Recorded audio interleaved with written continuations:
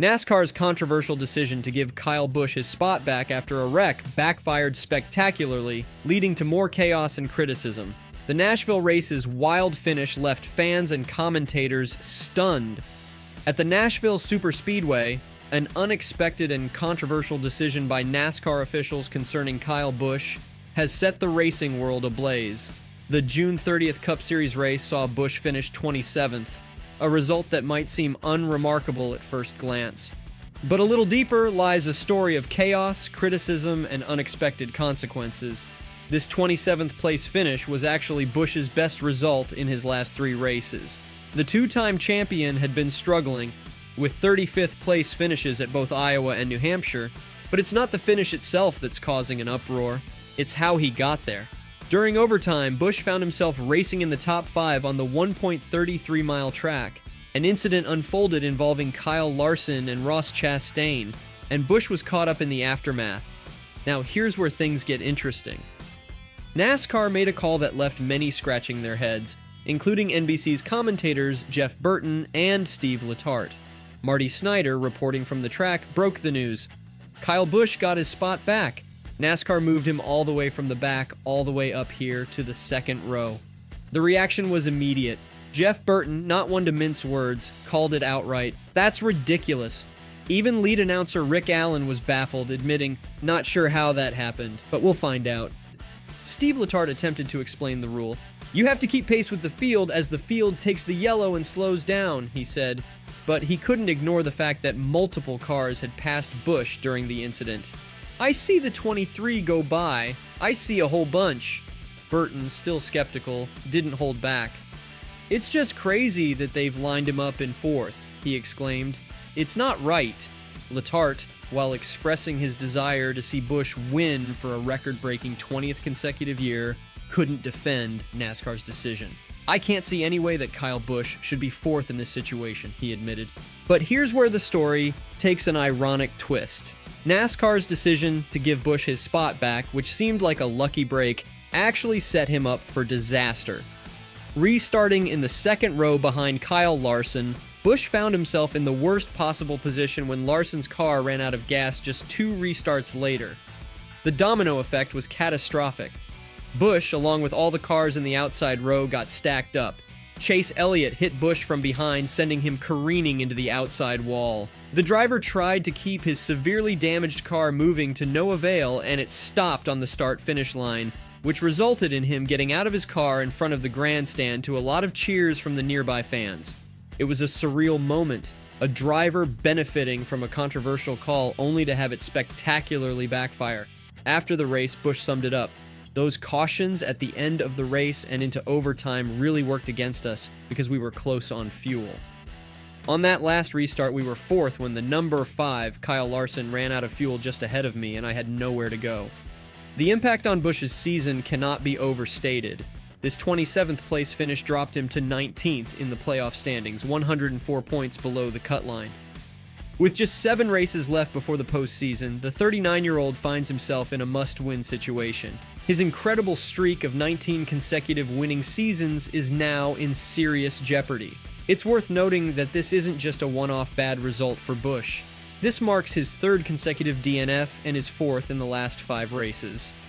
The once dominant driver is now facing one of the toughest stretches of his career, but let's zoom out and look at the bigger picture of this race.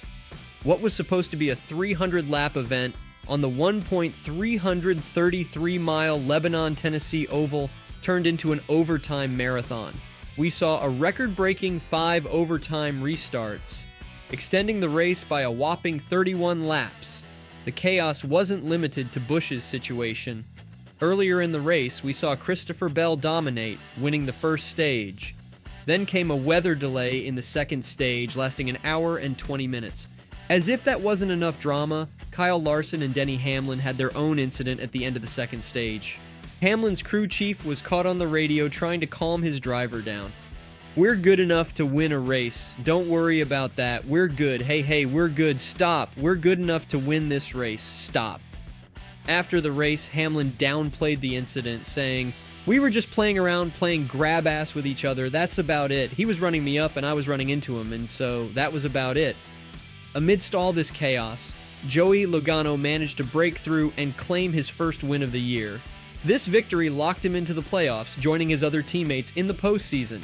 But even the finish wasn't straightforward, with some unexpected names in the top 10. Zane Smith, who's outside the top 30 in points, somehow finished second. Ryan Preece came home in fourth, while Daniel Hemrick and Noah Gragson rounded out the top 10 in 9th and 10th, respectively.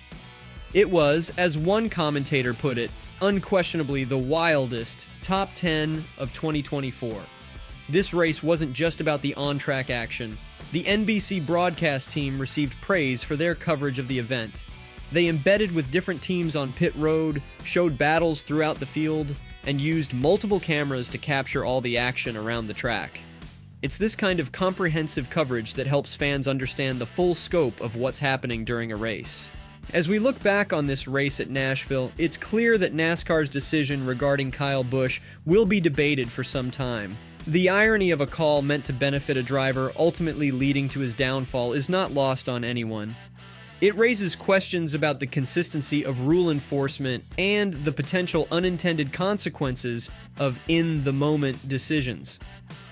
For Kyle Busch, this race is another chapter in what's shaping up to be a challenging season. Once a dominant force in NASCAR, he now finds himself fighting just to make the playoffs. His streak of consecutive winning seasons, a point of pride and proof of his consistency, is now in serious danger.